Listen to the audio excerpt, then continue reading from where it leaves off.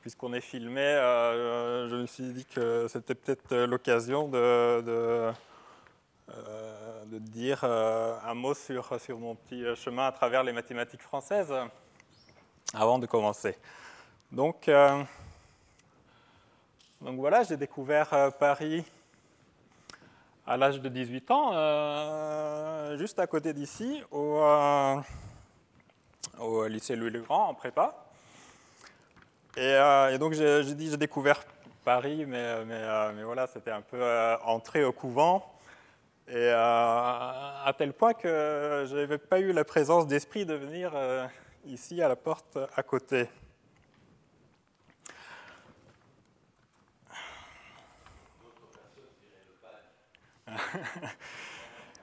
Ouais. En tout cas, j'en garde un excellent souvenir, même dans notre petit monde là-bas. Et donc ensuite, je suis à Paris parce que j'ai eu l'honneur et le plaisir d'être invité par l'IHP, par Jussieu et par l'ENS, qui m'ont tous ouvert leurs portes. Et voilà, j'en suis aussi très, très reconnaissant.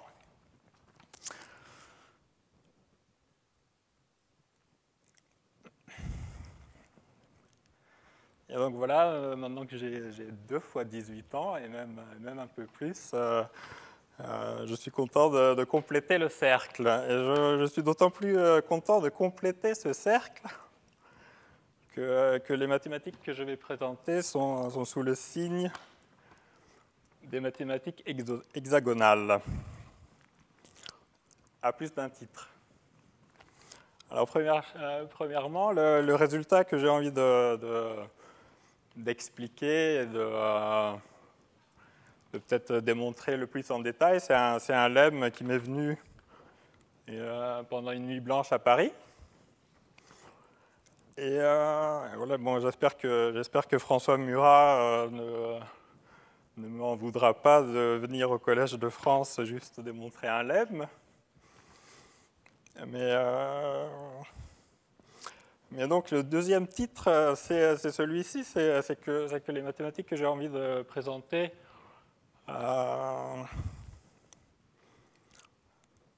sont un mélange de distribution au sens de Laurent-Schwartz, de discrétisation variationnelle dans le sens de l'école de Jacques-Louis Lyons, et finalement d'éléments finis au sens des éléments finis mixtes de Nedelec.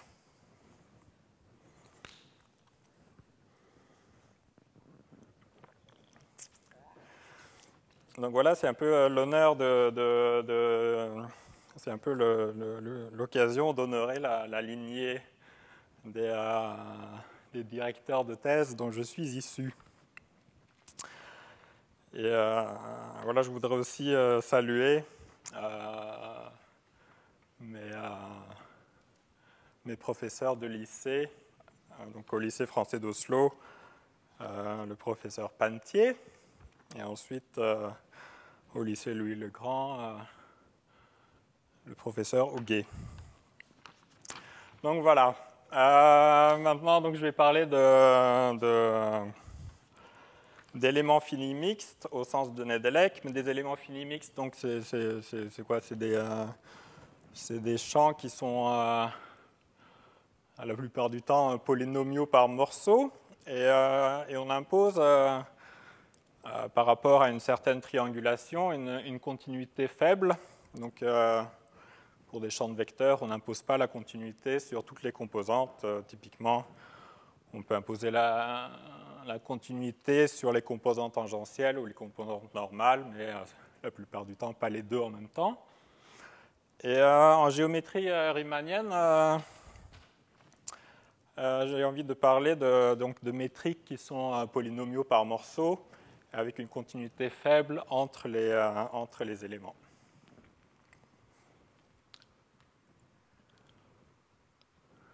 Je ne sais pas combien de temps je vais tenir en français. Enfin, je ne saurais pas parler en norvégien non plus pour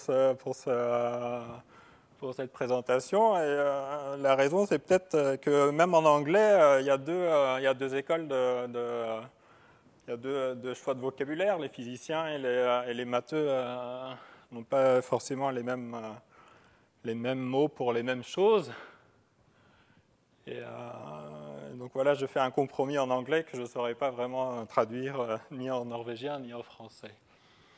Et donc je vais commencer par parler un peu de courbure en général et une petite introduction aux équations d'Einstein. Ensuite, le cœur peut-être de mon talk, c'est le lemme dont j'ai parlé qui donne une justification du calcul de Reg. Le calcul de Reg, c'est donc une méthode discrète introduite par l'italien Reg en 1961 et qui a de très belles propriétés, mais dont on ne sait pas faire d'algorithme de calcul pour l'instant. Et donc c'est pour mieux comprendre le calcul de Reg c'est dans ce cadre-là que le lemme peut être utile.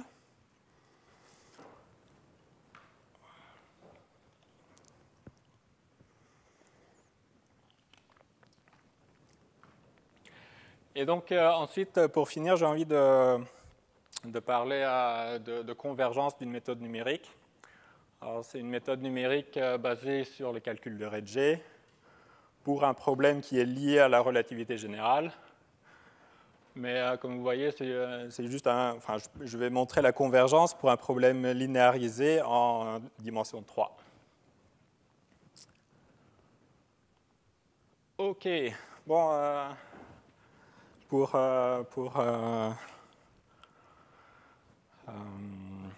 pour commencer, j'ai envie de poser une question rhétorique sur la courbure d'un cube.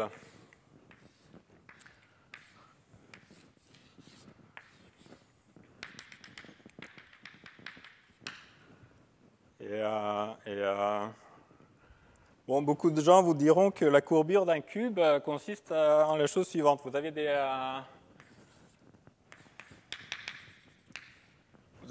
8 Dirac, un à chaque sommet.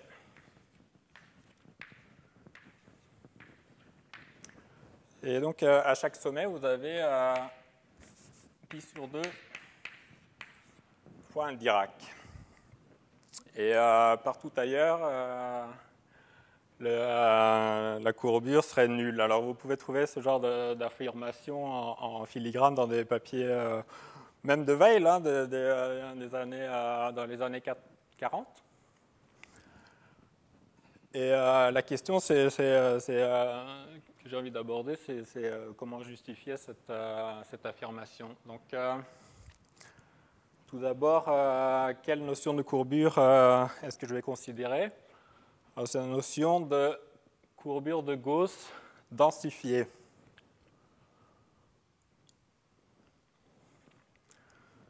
Il y a plusieurs notions de courbure, courbure moyenne, courbure de Gauss, et ce n'est pas très important d'avoir la définition de toutes ces courbures. Ce qui est important, c'est la formule de Gauss-Bonnet. La formule de Gauss-Bonnet, elle va dire que l'intégrale de la courbure de Gauss fois la mesure volume associée à votre métrique riemannienne. Donc vous avez un choix de métrique, je vais revenir un peu à ça plus tard. Avec cette métrique, vous avez une courbure de Gauss, vous avez un élément de volume, et Gauss-Bonnet va dire que l'intégrale de ceci, ça va être 2pi fois la caractéristique de l'air point carré. Et donc il faut 4pi au total. Et donc vous voyez que s'il n'y a pas de courbure sur les arêtes ni sur les faces, vous ne pouvez avoir que des Dirac sur les sommets et le coefficient doit être pi sur 2.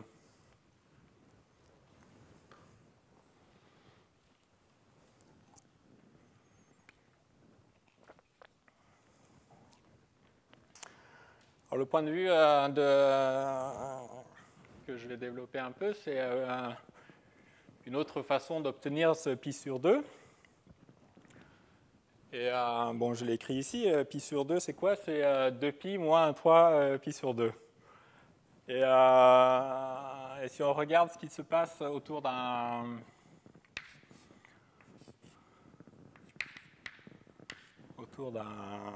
sommet, vous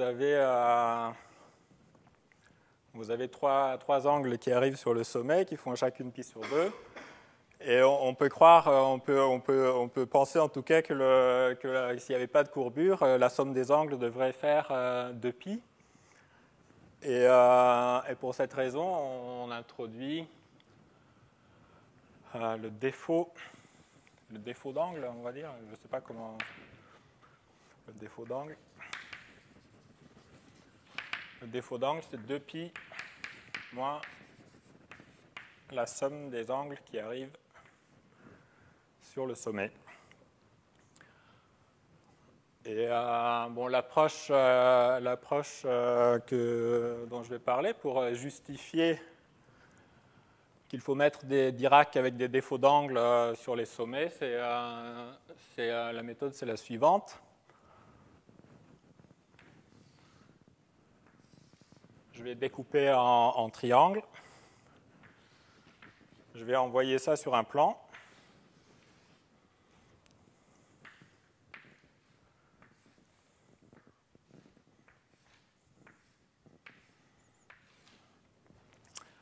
Et maintenant, dans le plan, on a une triangulation et on a une métrique de Redget.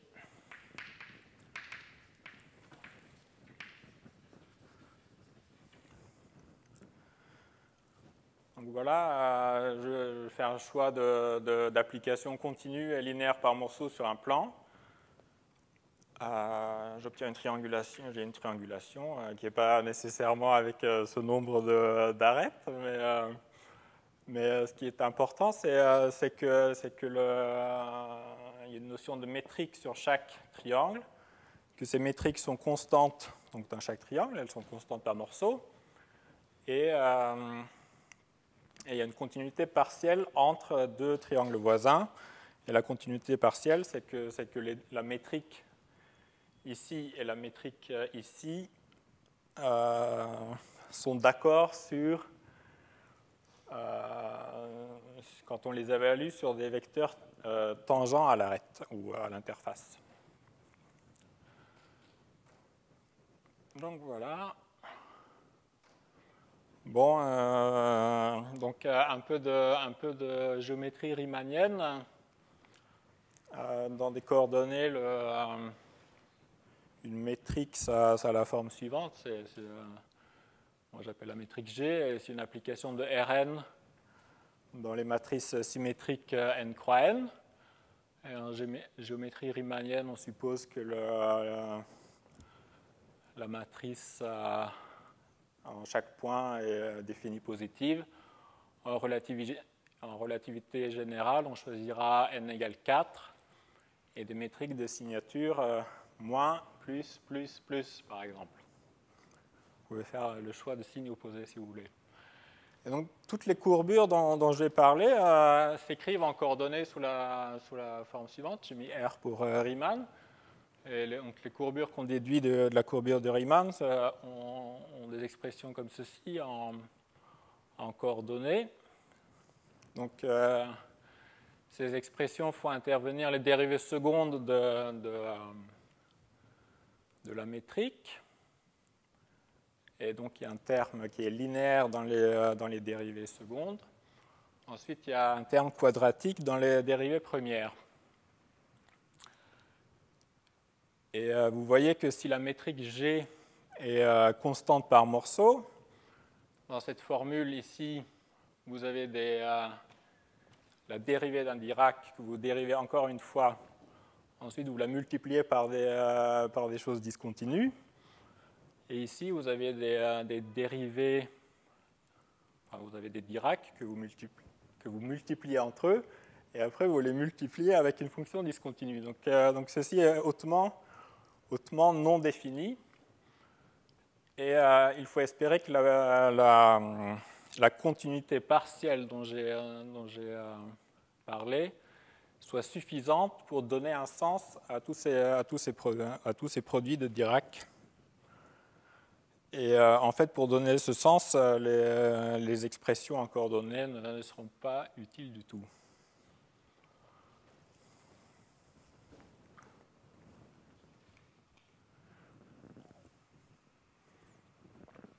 Donc ce travail s'inscrit dans un thème de recherche que j'ai, qui est de faire des algorithmes pour la relativité générale.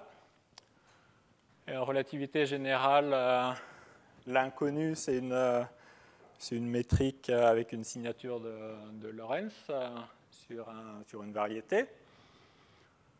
Les équations d'Einstein disent que la courbure d'Einstein, qui est une certaine courbure déduite de la courbure de Riemann, est zéro. Et un point crucial, c'est que ces équations sont invariantes par diffeomorphisme.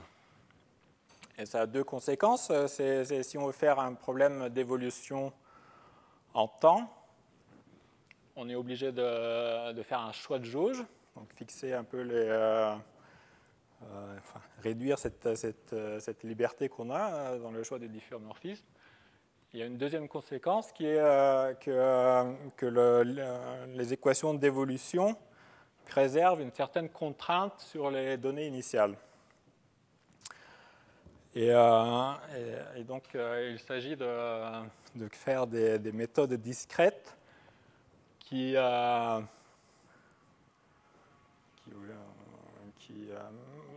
préférence, les méthodes discrètes devraient avoir elles-mêmes une forme d'invariance de jauge et qu'on pourrait fixer la jauge comme ça dans le cas discret, et ceci entraînerait probablement la préservation de la contrainte.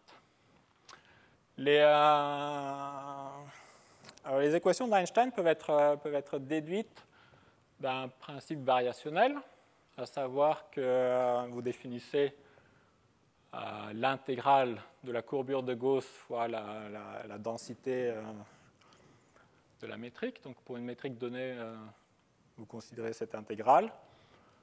Et ensuite, vous cherchez les points critiques de cette action qui s'appelle l'action de Einstein-Hilbert. Alors avec cette définition, on voit qu'en dimension 2, à cause de la formule de Gauss-Bonnet, toutes les métriques sont solutions. En dimension 3, il se trouve que les seules solutions sont celles qui localement peuvent être envoyées par une isométrie sur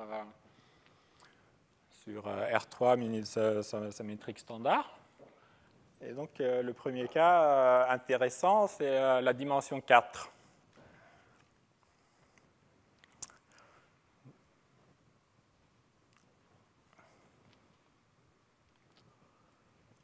Maintenant, donc, calcul de Redge. Redge a donc introduit cette méthode comme une approche, comme il dit, without coordinates, sans coordonnées, pour les équations d'Einstein.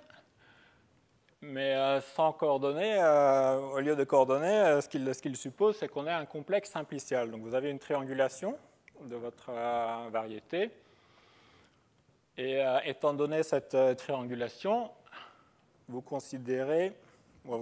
faites un choix de longueur pour chaque arête. Ces choix de longueur vont être les inconnus de la théorie. Et à partir d'un choix de longueur d'arête sur un simplex, il y a une métrique constante qui est déterminée sur le simplex. Et j'appellerai les métriques obtenues de cette façon les métriques de Redge.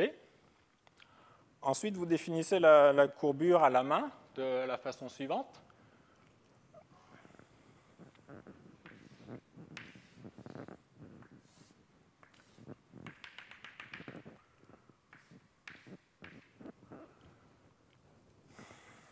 Donc voilà, j'ai dessiné un tétraèdre, et dans ce tétraèdre, je suppose que les longueurs des arêtes sont fixées. J'en déduis une métrique à l'intérieur de mon tétraèdre. Et à partir de cette métrique, je peux dire quel est l'angle entre deux plans qui arrivent sur une arête. J'appelle cet angle θ, et je fais le défaut d'angle comme précédemment. Je définis 2π moins la somme des angles qui arrivent sur une arête donnée. En dimension 2, on regarde donc les angles qui arrivent sur un point. En dimension 3, on regarde les angles qui arrivent sur une arête. En dimension 4, on regarde les angles qui arrivent sur des triangles. Donc c'est toujours, on regarde toujours le défaut d'angle autour d'un simplex de codimension 2. Voilà, donc on définit ces défauts d'angle. Et après, Redje, il a défini une action combinatoriale. Alors cette action, c'est ce qui remplace l'action de Einstein-Hilbert. Et elle prend la forme suivante, c'est la somme sur les objets de codimension 2. La somme sur les sommets en dimension 2, la somme sur les arêtes en dimension 3, etc. Donc on somme sur ces objets. Le défaut d'angle multiplié par l'aire de cet objet de codimension 2. Bon, on dit ceci, c'est une certaine action au sens de Einstein, enfin, qu'on espère qu'elle ressemble à l'action d'Einstein-Hilbert. Et on considère ensuite le principe variationnel de prendre sur l'espace discret, donc l'espace de métrique de Redje, les points critiques de cette action. Donc ça, c'est le calcul de Redje.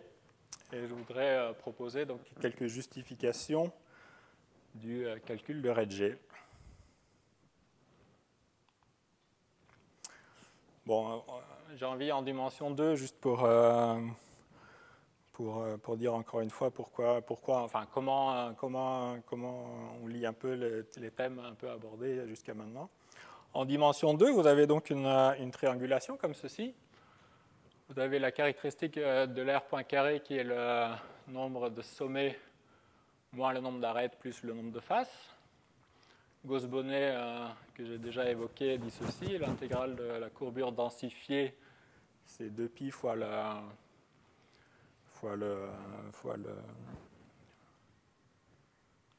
xi. Et maintenant, donc, l'analogue de cette identité dans le calcul de Redje, c'est le suivant. Si vous dites qu'à chaque sommet, il y a un Dirac pondéré par le défaut d'angle, si vous intégrez cette somme de Dirac, vous faites la somme des défauts d'angle sur les arêtes, vous réarrangez la somme, vous avez la somme, vous avez 2π fois la somme sur les arêtes en premier terme. Ensuite, quand vous ajoutez tous les angles, il se trouve que vous comptez, en sommant sur les arêtes, vous comptez chaque angle une fois. Et si vous sommez au lieu en indexant par le nombre de triangles, sachant que les sommes des angles dans le triangle, c'est pi, vous obtenez ce terme-ci. Ensuite, il y a une petite formule combinatoire ici qui permet de conclure et d'obtenir donc 2π fois la caractéristique de l'aire point carré. Donc la conclusion, c'est celle-ci. Le calcul de Redje défini à la main, il définit une certaine courbure locale. Et cette courbure locale, elle est là où c'est possible d'avoir une courbure locale. Et il se trouve qu'elle a une certaine propriété globale, à savoir Gauss-Bonnet, est vérifiée. Donc j'ai envie de justifier cette formule d'une autre façon. Comme j'ai dit, j'ai envie de regarder une métrique de Redje sur un domaine plan. Bon, je passerai ensuite à la dimension supérieure, mais d'abord je vais regarder dans un plan une métrique de Reg, donc constante par morceau avec une continuité partielle. Je régularise par convolution avec un noyau phi indice epsilon pour dire que phi indice epsilon, c'est une fonction de cloche d'intégrale 1 et à support dans une boule de rayon epsilon. Je régularise donc et je fais tendre epsilon vers 0. Et je vais esquisser une démonstration du résultat suivant. La courbure de Gauss densifiée de G epsilon, qui est donc ici, elle va tendre vers la courbure définie par G, au sens des mesures. Donc voilà, c'était ça ma nuit blanche à Paris en 2013, quand j'étais l'invité à Jussieu. Voilà donc les idées de la démonstration.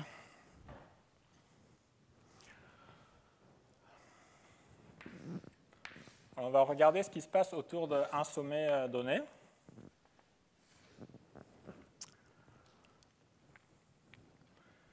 Et donc, j'ai un certain G dans chaque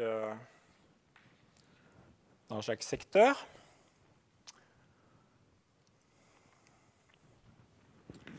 Et G, il est continu, donc, quand vous l'évaluez sur deux choses tangentes. TT continu, j'écris ça. Vous avez des angles ici. Et je régularise par convolution. Alors, qu'est-ce qui se passe quand je régularise par convolution? J'obtiens une métrique qui a la forme suivante. Donc, voilà.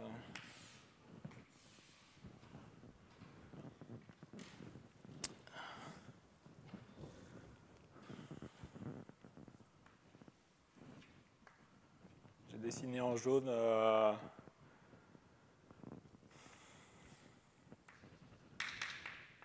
le disque de rayon epsilon. Et les choses intéressantes se passent donc dans la région que j'ai hachurée en jaune. En dehors de cette région, la métrique régularisée, c'est la même que précédemment. Et la première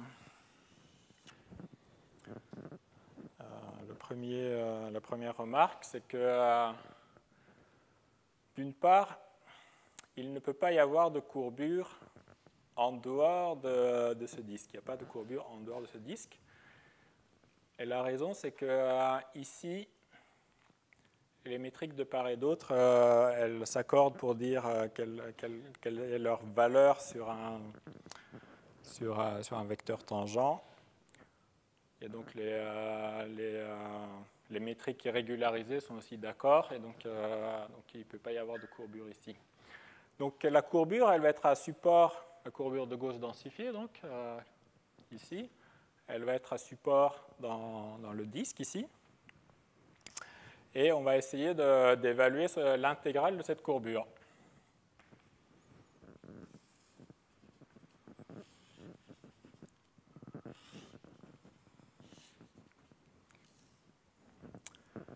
Et pour ça, je vais faire un tour de ce disque. Et je vais essayer d'intégrer la courbure dans ce domaine. Alors pour faire ça en coordonnées, je ne vais pas vraiment le faire en coordonnées. Par contre, je vais faire un choix de base orthonormale à chaque point. Et je prends donc ce choix de base orthonormale en chaque point. Et j'introduis la informe A, qui est la connexion de Lévy-Civita, si vous voulez. J'ai mis A parce que c'est l'analogue du potentiel, c'est un peu l'analogue d'un potentiel vecteur en électromagnétisme. Et donc c'est une C'est une informe à valeur dans les matrices antisymétriques. J'en fais sa dérivée extérieure. C'est une formule que vous trouverez dans les bouquins de géométrie, à savoir que ça représente la courbure riemannienne. Et la courbure riemannienne, elle peut aussi s'exprimer donc comme J. Donc J, c'est la matrice antisymétrique standard en dimension 2. Et c'est J fois la courbure de Gauss fois la densité de Gauss. Ici, j'ai enlevé les epsilon. J'ai un epsilon fixé et on considère toutes ces courbures, connexions et métriques à epsilon fixé. Vous intégrez cette formule, vous utilisez Stokes. Vous obtenez une intégrale sur le bord donc, de votre domaine de A multiplié par le... Et ici, bon, le membre de droite reste le même. Ensuite, dans cette identité, vous prenez l'exponentielle de matrice des deux côtés et vous reconnaissez ce qu'on appelle un transport parallèle. Alors, qu'est-ce que c'est que le transport parallèle ?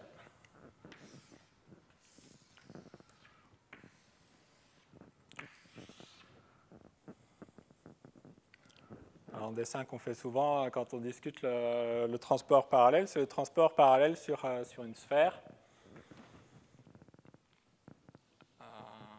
Supposons que vous êtes au sommet. Ce que vous voulez, c'est transporter un vecteur tangent, suivant un chemin. Pour simplifier, je vais prendre un chemin qui va jusqu'à l'équateur. Et on définit le transport parallèle de telle sorte que le vecteur est en quelque sorte le moins déformé possible suivant le chemin. Ensuite, vous transportez votre vecteur tangent, vous le transportez jusqu'à un autre point ici. Et maintenant, vous revenez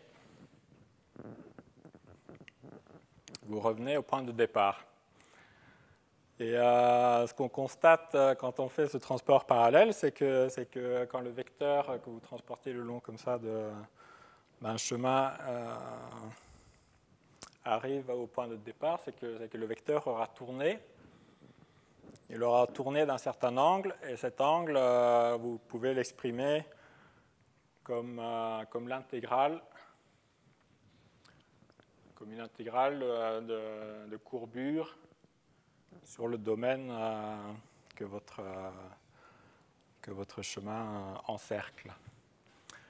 Donc voilà, on fait ceci dans le cas qui nous intéresse. Je vais transporter des vecteurs autour de l'origine, suffisamment loin de l'origine. Et il se trouve que l'intégrale ici, quand vous prenez l'exponentielle, on obtient quelque chose qu'on appelle l'holonomie du chemin. Et on voudrait évaluer cette holonomie. Alors l'holonomie, elle va préserver la métrique en quelque sorte, et du coup, quand vous faites le tour, c'est nécessairement une rotation, et vous voulez déterminer l'angle de cette rotation. Et il se trouve que si vous prenez un vecteur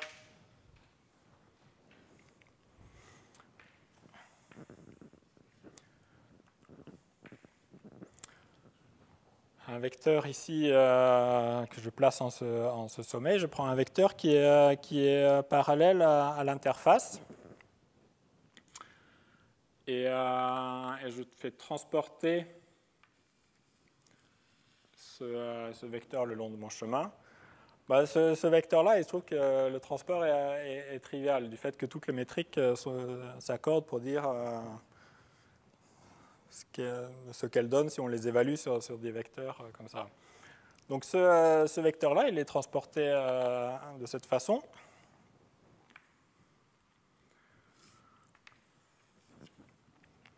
Par contre, un vecteur qui est orthogonal, lui, il sera transporté de façon beaucoup plus compliquée. Mais donc, pour tenir compte de ce fait, on fait un changement de base quand on arrive au point ici pour transporter plutôt ce vecteur-là ici.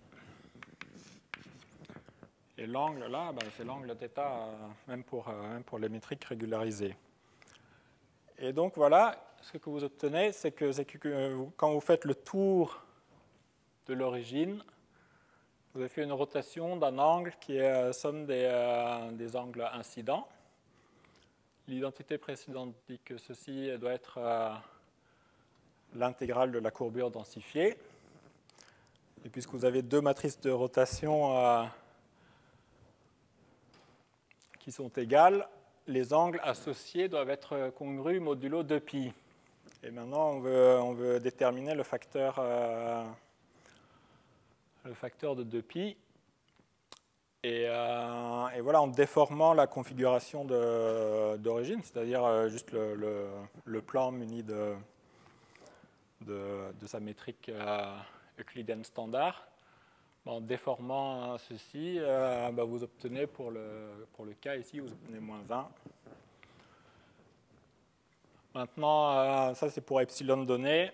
Et pour traiter le cas de epsilon variable, il se trouve que pour deux choix d'epsilon et epsilon prime, la relation entre les métriques régularisées, elle est assez simple. Et il se trouve que, à partir de ce genre d'identité, la courbure densifiée, elle se transforme très simplement en fonction de epsilon. Et c'est ce qui permet de... Enfin, c'est juste le pullback,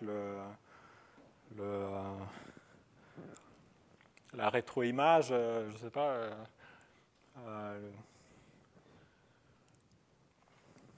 par un scaling. C'est la rétroimage par un scaling, et donc vous concluez comme ça. OK, donc voilà, c'était la dimension 2. Maintenant, ce qu'on veut, c'est une démonstration qui va en dimension quelconque.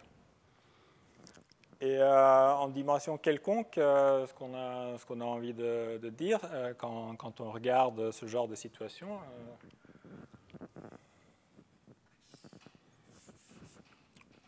Vous avez une arête comme ça, vous voulez regarder ce qui se passe autour de cette arête. Et vous voulez vous ramener au cas de la dimension 2 en choisissant une surface de dimension 2 qui est transverse à cette arête. Alors, il y a plusieurs choix qu'on peut considérer. On peut prendre juste un plan quelconque transverse à l'arête. Et le problème alors, c'est qu'on ne sait pas vraiment faire le lien entre les défauts d'angle à l'intérieur du plan et les défauts d'angle à l'extérieur du plan. Et aussi les relations entre les courbures dans le plan et la courbure ailleurs. Elle donne, en tout cas, elle m'a rien donné. Et une autre idée, c'est de considérer dans chaque secteur autour de l'arête, vous regardez le plan orthogonal à l'arête. Alors le problème ici, les angles de défaut sont les bons, mais le problème c'est que cette variété ainsi définie, c'est une variété linéaire par morceau. Et en particulier, elle n'est pas lisse. Et du coup, la courbure des métriques lissées n'ont pas de sens a priori. Donc, le remède à tout ça, c'est le suivant, c'est qu'on va définir une variété qui est transverse à cette arête, à cet objet de codimension 2. On va définir cette variété de la façon suivante. Il se trouve que une fois que vous avez régularisé, toutes les métriques sont d'accord sur ce qu'elles donnent, sur des vecteurs qui sont tangents à l'arête. Et non seulement ça, mais quand vous transportez un tel vecteur par un transport parallèle que j'ai déjà évoqué, ben, ce vecteur il va rester identique à lui-même, quel que soit le chemin. Et ça, bon, ça il faut le démontrer. Et ça se démontre. Et la conséquence, c'est que si vous prenez l'orthogonale de ces vecteurs, ben, ils définissent un plan et en appliquant. Enfin, ils définissent un plan et on montre qu'on peut appliquer le théorème de Frobenius qui dit que tous ces plans, ben, ils vont être les plans tangents d'une certaine variété de dimension 2. Et donc voilà, en travaillant dans cette variété, tous les arguments précédents développés dans le cas complètement plan peuvent être étendus. Et ça donne le résultat suivant, enfin celui qu'on veut, à savoir que la courbure de la métrique régularisée fois la densité va converger vers une somme de 2π moins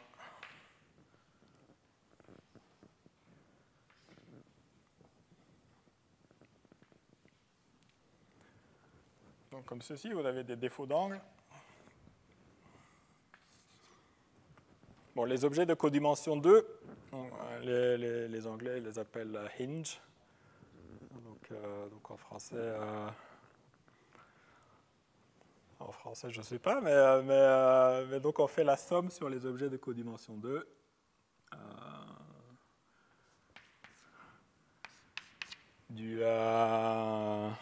L'angle de défaut fois la masse de Dirac de cet objet. Et voilà, le théorème il dit ceci, quand epsilon tend vers 0, il y a cette convergence.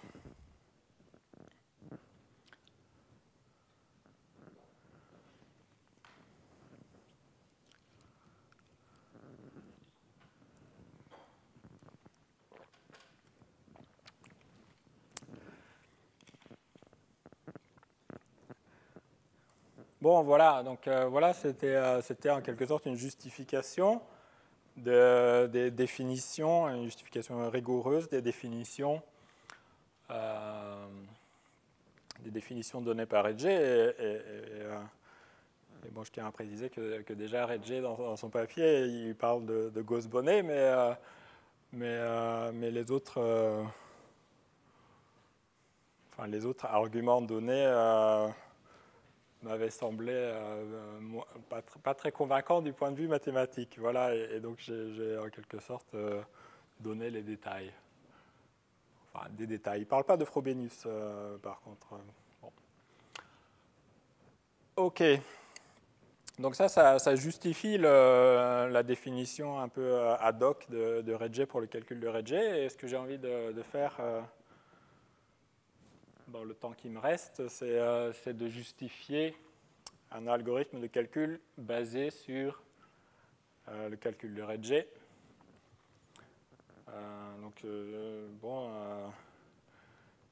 Une méthode d'éléphant fini à base de calcul de Redge. Pour un problème donné, on a envie de montrer que ça converge.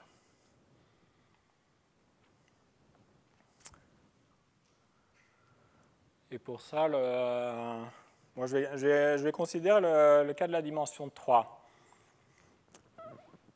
Donc, la géométrie riemannienne en dimension 3. Et l'outil pour analyser cette méthode numérique, ça va être le complexe d'élasticité.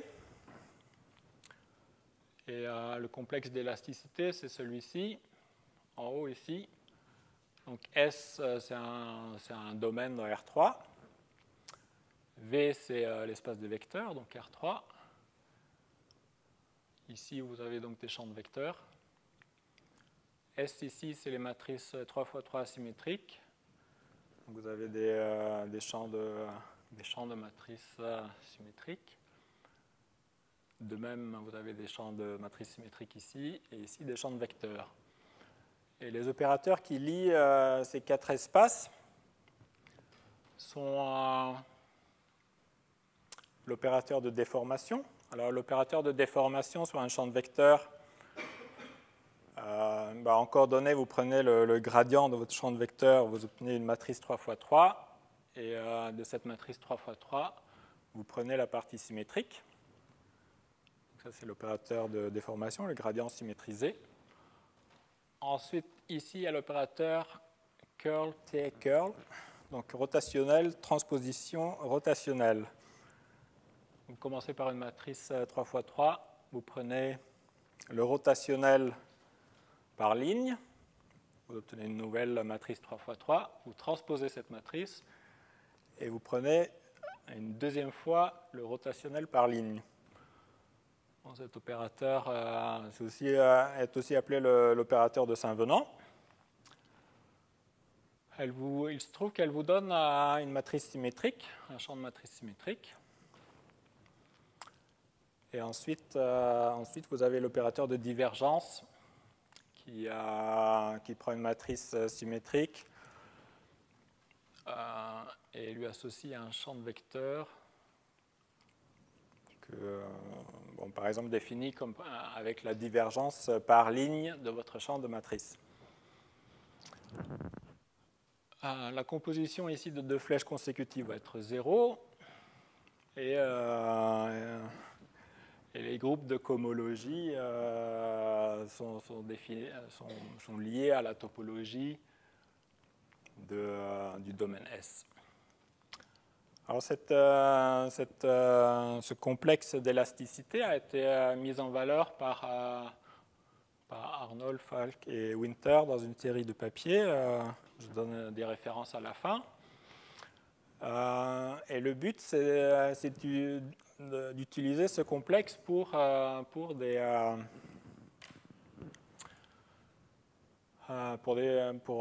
construire des méthodes numériques pour l'élasticité. Alors en élasticité, on s'intéresse aux espaces ici en rouge. Donc on veut un champ de matrice symétrique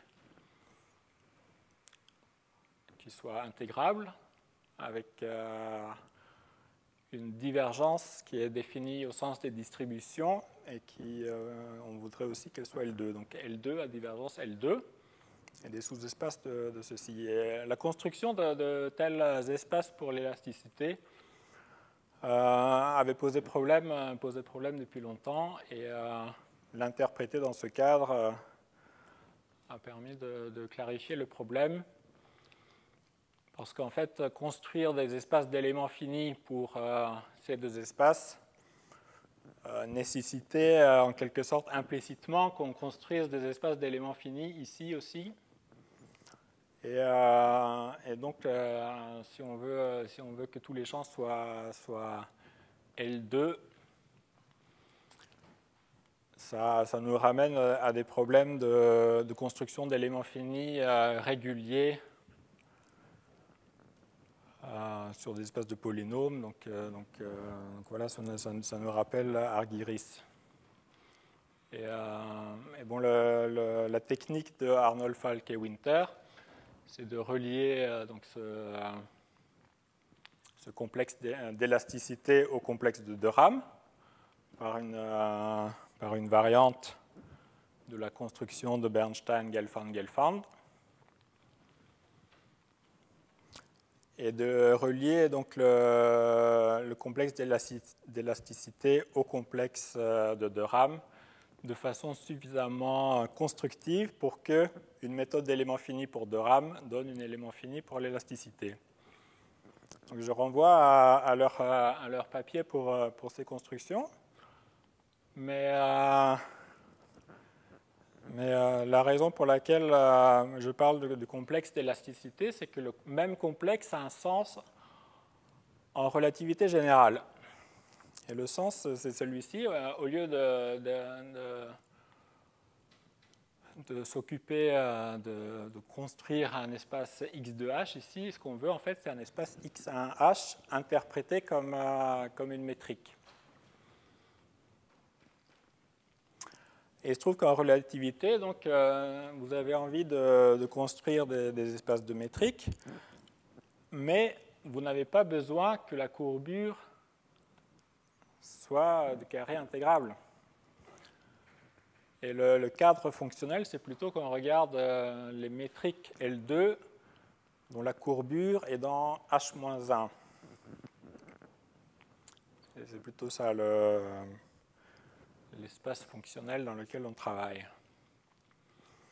Alors ce complexe, il a une interprétation en relativité générale qui nous intéresse particulièrement parce que le fait que la composée de la déformation avec le rotationnel transposé rotationnel, le fait que cette composition soit 0, c'est la version linéarisée de l'invariance par difféomorphisme. Bon, les courbures, donc, quand on regarde la linéarisation, on obtient ce genre d'opérateur. L'opérateur de déformation, c'est quand on regarde ça sans les coordonnées, c'est la dérivée de Lie de la métrique suivant un champ de vecteurs. Et bon, si vous avez une métrique qui est de courbure nulle, quand vous faites le difféomorphisme, un petit difféomorphisme reste de courbure nulle. Et bon, le petit difféomorphisme, quand vous en prenez la dérivée, c'est la dérivée de Lie. Et donc, pour cette raison, on obtient que la composée de ces deux flèches doit être nulle et qu'on peut la déduire de l'invariance par difféomorphisme. Le deuxième point, c'est qu'en relativité générale, le tenseur d'énergie-moment, il doit être à divergence nulle. Et ça, c'est une conséquence des identités de Bianchi. Et donc voilà comment ça réapparaît ici.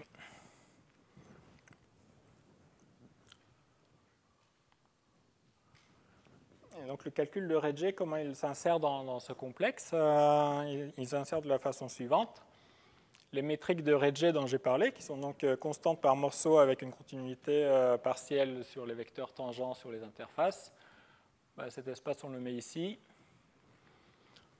Il se trouve que vous pouvez définir d'autres espaces pour compléter la suite. Et ces autres espaces vont être les champs affines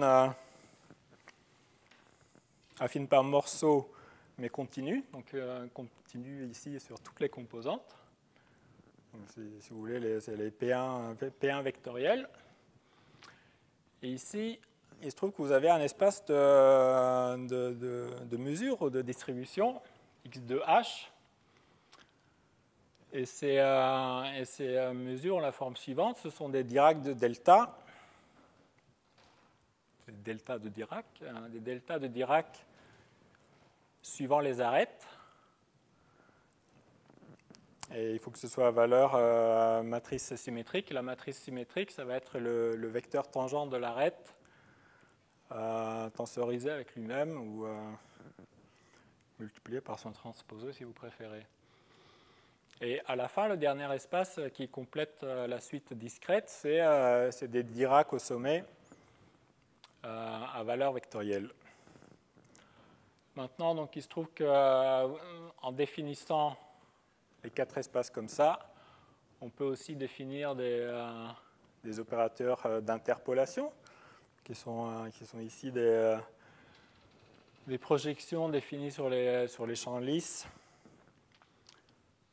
et qui sont aussi bien définies sur ces espaces ici, qui sont beaucoup moins réguliers, et qui ont la bonne propriété que les diagrammes commutent. Et ces diagrammes commutent, donc au sens où vous pouvez parcourir le diagramme dans l'ordre que vous voulez, vous obtenez toujours le même opérateur. Et donc voilà, c'est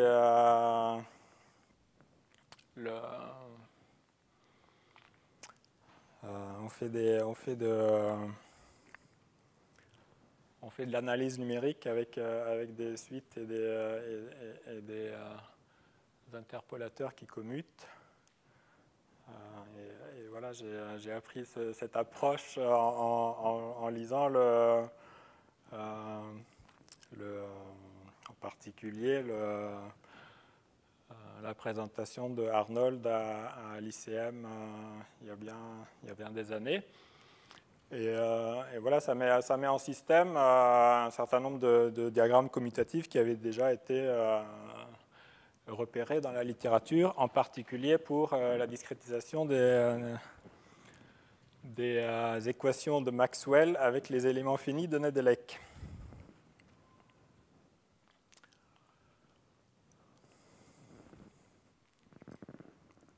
Est-ce que je peux continuer encore un peu? Oui. Bon, donc voilà, ça insère le calcul de Redget dans ce genre d'analyse numérique. Et ce que j'ai envie de montrer, c'est qu'une méthode numérique à base de calcul de Redget converge pour un certain problème. Alors, si vous regardez l'action de Einstein-Hilbert, et que vous linéarisez cette action autour de la métrique plane, la métrique plate. Notre façon de dire, c'est que vous prenez la deuxième variation de cette intégrale d'action, vous obtenez une forme quadratique, justement, avec l'opérateur de Saint-Venant à l'intérieur, donc qui est associé à un champ de matrice, l'intégrale du rotationnel transposé rotationnel de U, produit scalaire par U. Il se trouve que dans le calcul de Redget, si vous linéarisez l'action combinatoire, vous pouvez démontrer que cette deuxième variation de l'action discrète, elle a exactement la même forme, à condition d'interpréter l'opérateur de Saint-Venant au sens des distributions et de faire ici un produit entre distribution et des champs qui sont même pas continus. Hein. Donc voilà, il y a une justification à donner. Et voilà, donc le premier résultat, c'est celui-là, le calcul de Redget et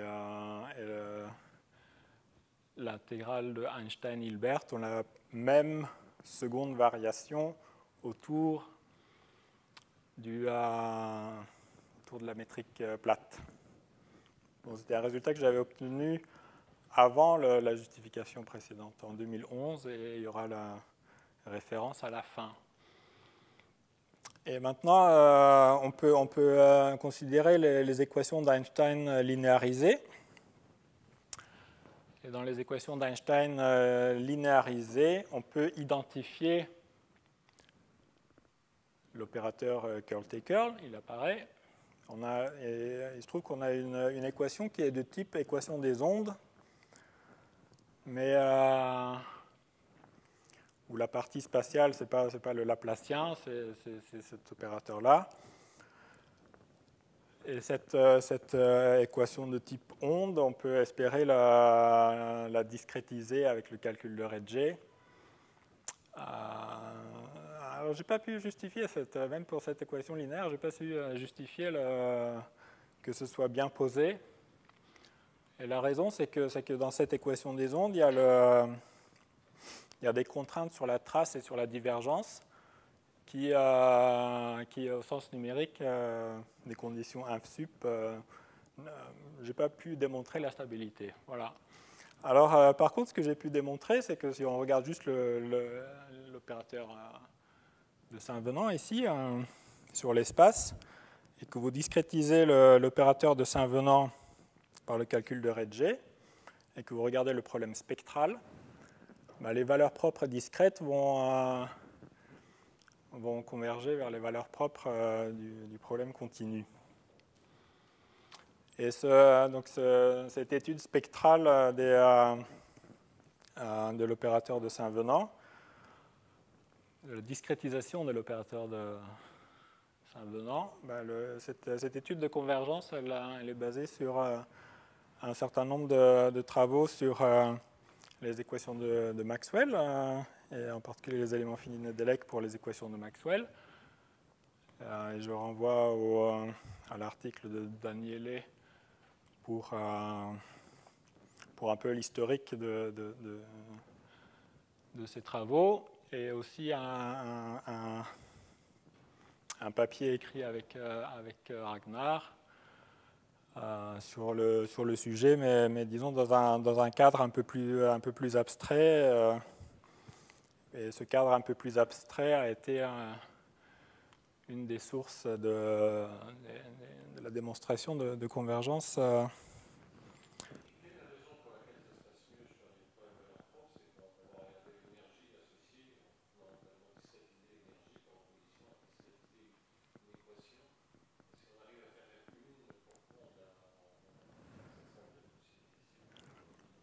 Ah oui, alors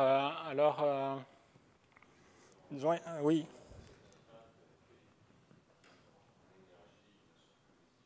Oui, c'est ça. C'est le problème pour l'évolution en temps, c'est vraiment les contraintes. Et une contrainte de type divergence nulle, on peut l'imposer de manière faible à cause de la suite dont j'ai parlé précédemment, mais aussi la contrainte sur la trace des matrices. Et quand vous regardez la trace des matrices des calculs de Ricci, oui, là, c'est là qu'est le problème, oui. Et dans le problème spectral, j'ai plus l'opérateur de trace, et voilà, c'est comme ça que j'ai pu tricher. J'ai pu tricher un peu.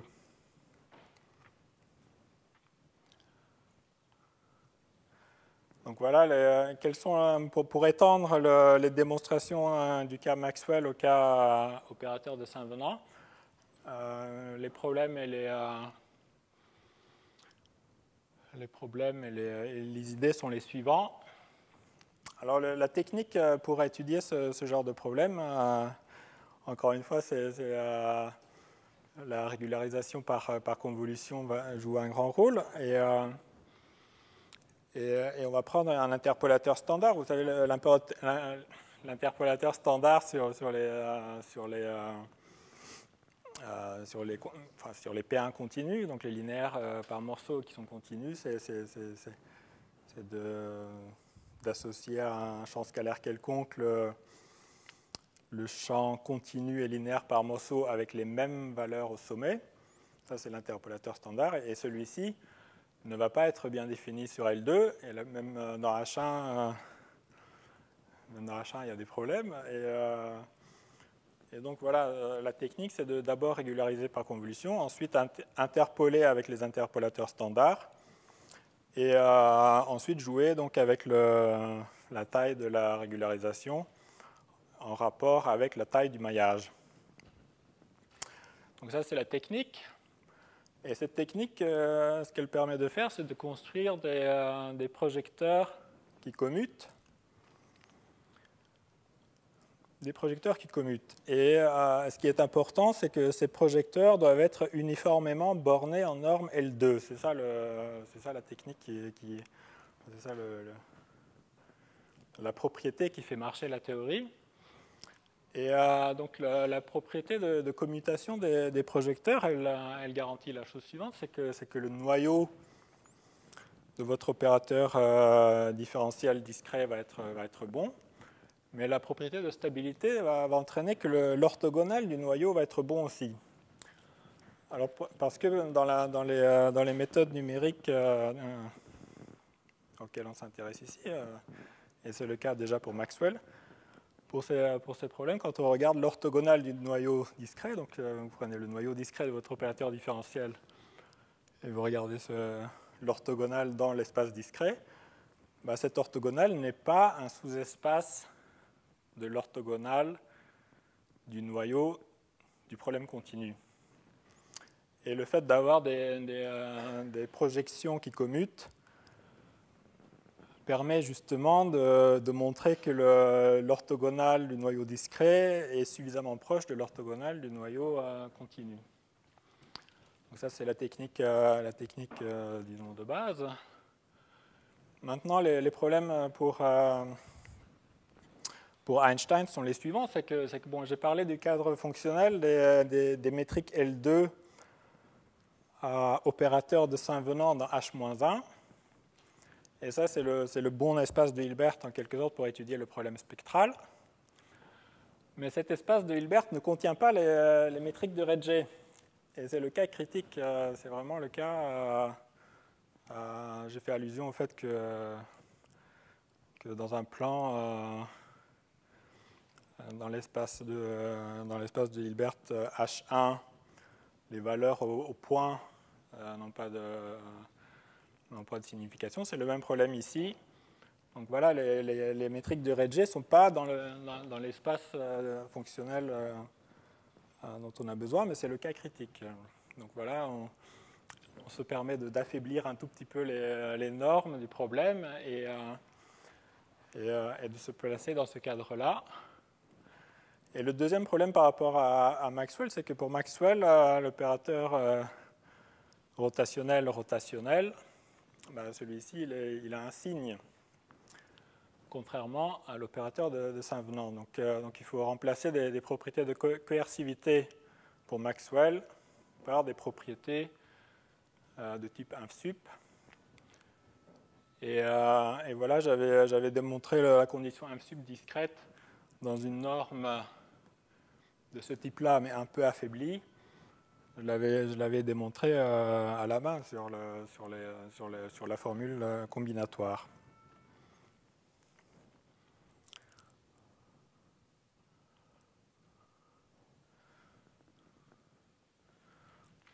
Bon, ça c'est mon dernier slide, mais je peux le sauter si, non, Ah, ok. Merci. Donc voilà, donc ça c'était le problème, un problème 3D linéarisé. Convergence pour un problème 3D linéarisé. Et je me suis dit, l'étape suivante, c'est d'essayer d'étudier un problème non linéaire. Alors le problème non linéaire, le plus simple, on se place en dimension 2. Et en dimension 2, il y a cette identité remarquable que si vous prenez la courbure de Gauss fois la densité, et vous l'évaluez sur la métrique suivante. La métrique suivante, donc bon, j'ai une métrique de référence que j'appelle G0. Je multiplie cette métrique de référence par l'exponentielle de U, où U c'est un champ scalaire. Donc voilà, c'est une transformation conforme. On dit, si vous évaluez la courbure de Gauss densifiée de cette chose-là, en fait, il se trouve que c'est linéaire en dimension 2. Et vous obtenez le Laplacien de G0 appliqué à U fois la densité de la métrique de référence. Et justement, pour cette question, c'était un peu pour étudier la question de la trace des espaces de Redget. Quand on veut démontrer une condition inf-sup discrète, ce qu'on veut savoir, c'est combien de degrés de liberté devrait avoir la métrique de Redget. Et c'était un peu pour répondre à cette question que j'avais regardé ces problèmes-ci. Et parce que je me suis dit qu'il doit y avoir un lien entre la trace et les transformations conformes qu'on sautérise. Et donc les transformations conformes discrètes sont les suivantes. Ici, donc, j'ai ma métrique de référence. Je choisis un champ scalaire qui va être affine par morceau et continu. Ces degrés de liberté sont les valeurs au sommet. Les valeurs au sommet, je les note UI. Et la métrique de Redget, par contre, ces degrés de liberté, c'est la longueur des arêtes. La longueur des arêtes au carré, si on préfère. Et donc, à partir de métrique de Redget et d'un champ scalaire comme ça, je définis une nouvelle métrique de Redget par cette formule. Voilà.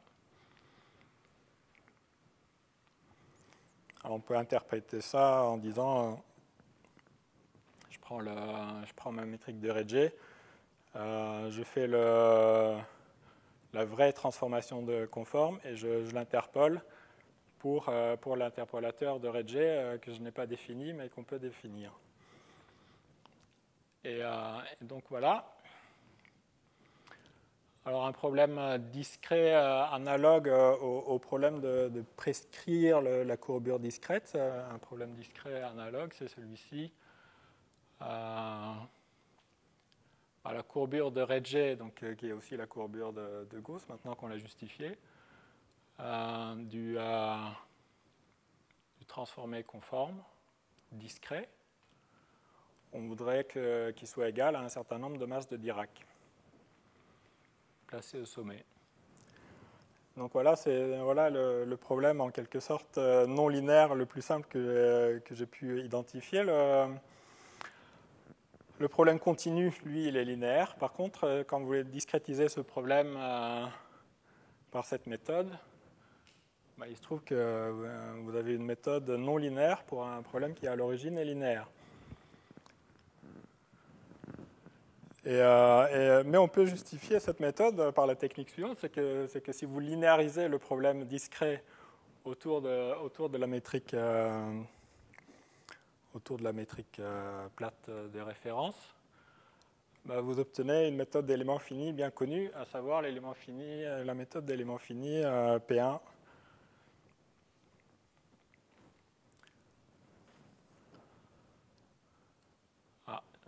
Oui, avec un second membre. Avec un second membre ici du type les FI Dirac en I.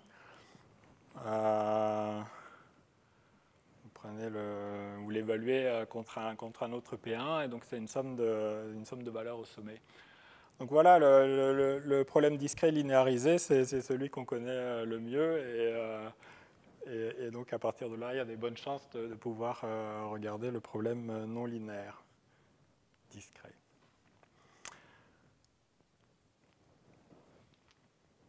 Et avec ça j'ai fini. Ici, une liste de références.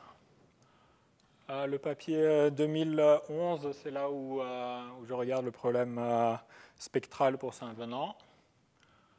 Il y a un papier sur Archive sur la justification de la courbure densifiée dans le calcul de Redget. Ici, il y a la référence sur le complexe d'élasticité et la discrétisation de ce complexe. Et je voudrais aussi remercier Arnold et Winter, donc Doug et Ragnar, de m'avoir prêté leurs notes sur les équations d'Einstein linéarisées. Et en particulier, c'est là que j'ai su qu'il y avait un lien entre le Einstein linéarisé et l'élasticité. Avec ce remerciement, je voudrais terminer. Merci beaucoup.